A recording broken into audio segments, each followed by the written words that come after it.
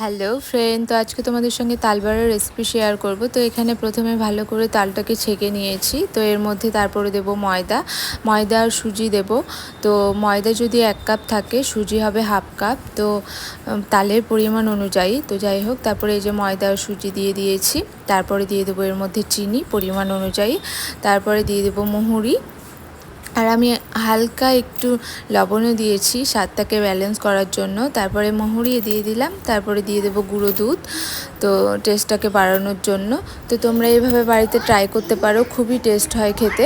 আর এর আগেও আমি অন্যরকমভাবে করেছি, কিন্তু এটাই বেশি টেস্ট হয়। যাই হোক, তারপরে এই যে ভালো করে মিক্স করে নিতে হবে সব কিছু দিয়ে। ভালো করে মিক্স করে নিয়ে কড়াইয়ে তেল বসিয়ে দিয়েছি, ওইদিকে তেল গরম হচ্ছে। তারপরে এই যে ছাড়বো বড়াগুলোকে, এই যে। তো খেতে তো খুবই টেস্ট হয়, তোমরা ট্রাই করতে পারো বাড়িতে। আর ভালো লাগলে লাইক, কমেন্ট, শেয়ার আর চ্যানেলটা সাবস্ক্রাইব করে দিও যারা